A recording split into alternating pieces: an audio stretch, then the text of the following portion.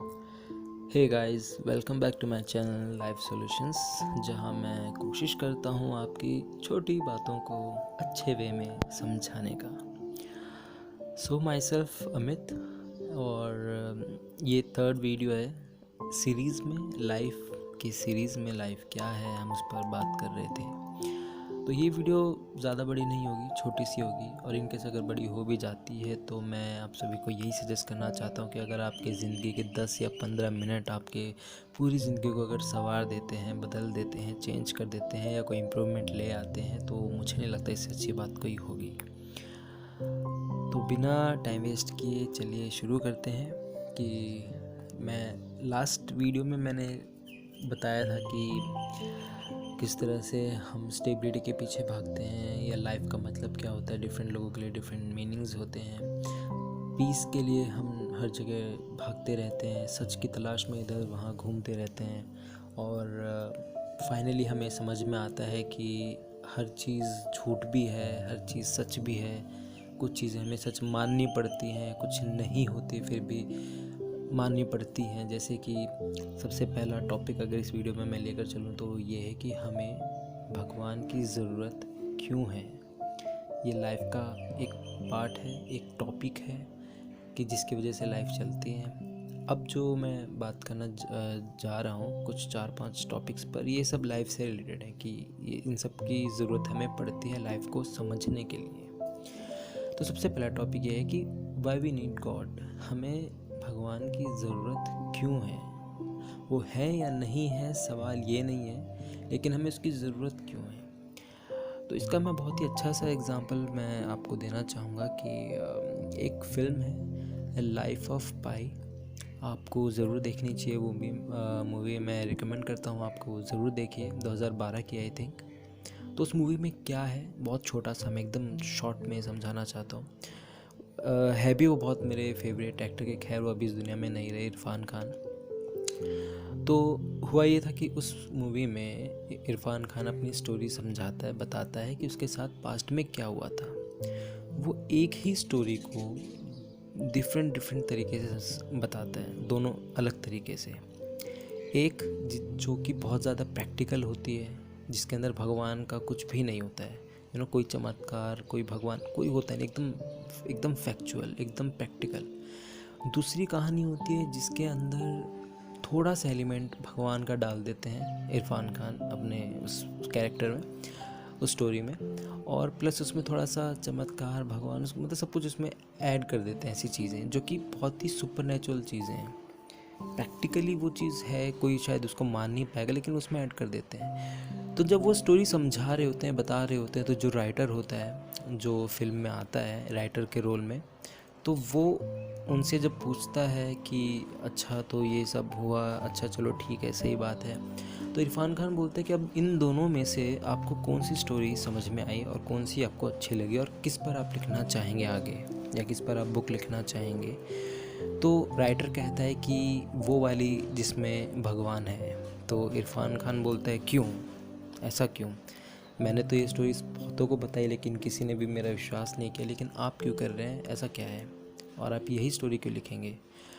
तब राइटर ये कहता है कि, तो वो एक ही जवाब देता है कि क्योंकि इसमें उम्मीद है, इसमें उम्मीद है बचने की, इसमें उम्मीद है कि हम एक दिन बच जाएंगे, या जो भी स्टोरी थी, या हर चीज़ सही हो जाएगा, इस उम्मीद में। तो जिस कहानी में उम्मीद है, उस कहानी को मुझे अच्छा लगेगा लिखने में, किताब लिखने में। तो ये उस मूवी का थोड़ा सा कॉन्सेप्ट था। तो पूरी मूवी आप प्लीज़ ज़रूर देखिए, और उसकी जो एनालाइज है, यानी उस मूवी का जो एक्सप्लेनेशन है हिंदी में, आप और भी अच्छे से देखें। मैं आपको किसी और वीडियो में समझाऊंगा कि उस मूवी का एक्चुअली में मतलब था क्या, इसमें मैं कवर नहीं कर पाऊंगा। और मैं डेफिनेटली आपको ये बोल रहा हूँ, लिख के तो खैर नहीं दे सकता, लेकिन बोल रहा हूँ कि जब आप उस मूवी का मतलब समझ जाएंगे, डेफिनेटली आपकी लाइफ बहुत ज़्यादा चेंज हो जाएगी। ऐसे ही नहीं ये मूवी बहुत ज़्यादा हिट हुई थी, इसके पीछे बहुत ज़्यादा रीजंस थे लाइफ को समझने के।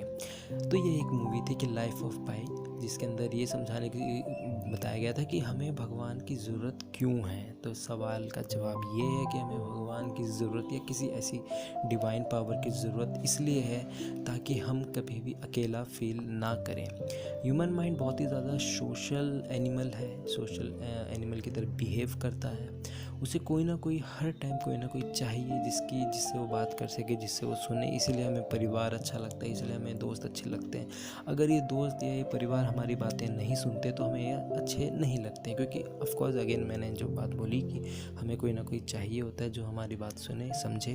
तो ऐसा कहते हैं ना, जिसका कोई नहीं होता उसका भगवान होता है। हम इसलिए जानबूझकर इसलिए कहते हैं ताकि इंसान कभी अकेला फील ना करे, और इसलिए भी ताकि उसका विश्वास किसी ऐसी चीज़ पर रहे जो है या नहीं वो बात अलग है, लेकिन एक ऐसी चीज़ पर रहे जिससे उसे काइंड ऑफ मोटिवेशन मिलता है कि भाई तो अपने रास्ते में चलता जा, तो अपनी ज़िंदगी में आगे बढ़ता जा। वो है, वो था, वो रहेगा, वो तुझे देख रहा है। अब वो उस पर हम सवाल नहीं करते कि वो क्यों है, मतलब है भी या नहीं है, लेकिन बस हम उसे मानते हैं क्योंकि उससे हमें काइंड ऑफ मोटिवेशन मिलता है इस वजह से। इसलिए हमें भगवान की ज़रूरत है। भगवान नहीं तो किसी ऐसी चीज़ की, जिस कुछ भी हो सकता है, ज़रूरी नहीं कि वो सिर्फ भगवान ही हो, कोई भी ऐसी शक्ति। मैं ज़्यादातर कर्मा पे ज़्यादा बिलीव करता हूँ कि मुझे ये लगता है कि अगर मैंने कुछ अपने गलत काम किए हैं अपनी ज़िंदगी में तो उसकी सज़ा मुझे ज़रूर मिलेगी, अच्छे काम किए तो उसके फल ज़रूर मिलेंगे। अगर कोई इंसान मुझे डिच करके जा रहा है, कोई मुझे धोखा देकर जा रहा है, तो उसकी सज़ा उसे ज़रूर मिलेगी। मैं इस खुशी में, मतलब इस सोच में मैं खुश तो नहीं रहता कि उसके साथ कुछ बुरा हो आगे, लेकिन इस सेटिस्फेक्शन रहती कि चलो ठीक है। ज़रूरी नहीं है कि अगर किसी इंसान ने मुझे डिच किया तो मैं भी उसे जाके बदला लूँ या ये करूँ, नहीं। मुझे ये रहता है कि मैंने जो किया वो मेरे लिए सही था, जो मुझे लगा सही वो मैंने किया। अब वो बात अलग है कि उस चीज़ को कैसे समझा या किस तरीके से मेरी बात को लेकर गया, और फाइनली जो भी सिचुएशन, मैं उस पर ज़्यादा डीप नहीं जाऊँगा, लेकिन बस ये सोचकर पीस स्टेबल माइंड में रहता हूँ मैं कि हाँ चलो कर्मा है, जिसने जैसा किया उसके आगे वो वैसा आएगा। सो ये था कि भगवान की ज़रूरत हमें क्यों पड़ती है। अब मैं और आगे अगर बढ़ूँ कि चलो भगवान अगर है या नहीं सवाल नहीं उठाएंगे, लेकिन हमें रिलीजन की ज़रूरत क्यों पड़ती है, धर्म की ज़रूरत क्यों पड़ती है। बेसिक सा आंसर है, हर धर्म में अपने कुछ प्रिंसिपल्स हैं, अपने कुछ रूल्स हैं, रेगुलेशंस हैं, सबका तरीका अलग है, लेकिन मोटिव क्या है, एम क्या है, मोक्ष को पाना, सेल्वेशन को पाना। सबके तरीके अपने अपने हैं। कुछ लोग कुछ चीज़ें, कुछ जो भी प्रैक्टिस ऑफ रिलीजन है, वो जो भी है वो सब करते हैं ताकि उन्हें इस लाइफ और डेथ के जो सर्कल है इससे मुक्ति मिल जाए। खैर अगेन मैं ज़्यादा डीप नहीं जाऊंगा, लेकिन इन चीज़ों की ज़रूरत इसलिए पड़ती है ताकि हमें मोटिवेशन मिलता रहे। हम अपनी लाइफ में जो भी अचीव करना चाहते हैं, चाहे वो पैसा हो, चाहे वो पुरानी फिल्मों की तरह दौलत शौहरत, सब कुछ, इन सभी को पाने में, अपनी लाइफ में स्टेबिलिटी पाने में, अपने पीस पाने में हम इन चीज़ों की हेल्प लेते रहते हैं, रिलीजन और गॉड की। अच्छा, एक मूवी मुझे याद आती है, Shawshank redemption. I think IMDb पे सबसे ज़्यादा हाईएस्ट रेटिंग में शायद वही मूवी है। उस मूवी को जब मैंने देखा तो मुझे शुरुआत में लग नहीं रहा था वो इतनी अच्छी मूवी है, क्योंकि काफ़ी बोरिंग सी थी, लेकिन जैसे जैसे वो एंडिंग आती रही उस मूवी से काफ़ी कुछ सीखने को मिला। आप प्लीज़ उसे देखिए, उस मूवी को ज़रूर देखना। ये 3-4 मूवी हैं, जैसे कि लाइफ ऑफ पाई, सेकंड है शॉशैंक रिडेम्पशन, तीसरी एक और है, मैं उस पर आगे बात करना चाहूँगा।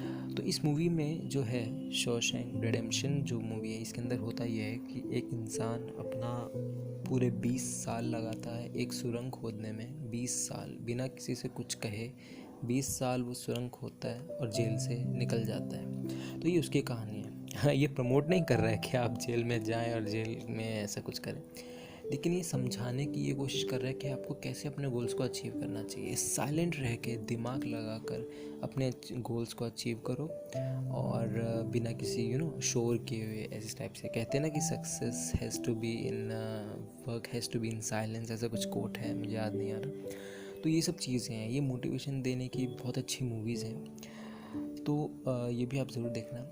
अच्छा, अब सवाल आता है कि पीस, स्टेबिलिटी ज़रूरी क्यों है हमारी लाइफ में, कि क्यों क्यों हम इतना पीछे पड़े हुए हैं, क्यों हम आप देखते हैं जो बड़े बुज़ुर्ग हैं ये राम राम, या फिर अगर हमारे मुस्लिम भाई बहन हैं तो वो अल्लाह गॉड ये सब इन चीज़ों के पास जाते हैं, क्यों? पीस और स्टेबिलिटी के लिए। लेकिन क्यों पीस और स्टेबिलिटी की ज़रूरत क्या है लाइफ में? अगेन जैसा कि मैंने बताया था कि हर इंसान अपनी लाइफ में खुशियाँ चाहता है, कि उसकी ज़िंदगी हमेशा ही खुशियों में ही बीते, ज़्यादा गम ना आए, थोड़ा मोटा है तो ठीक है लेकिन ज़्यादा ना आए, इतना भी नहीं कि जीना छोड़ दें या जीने का मन ना करे ऐसा।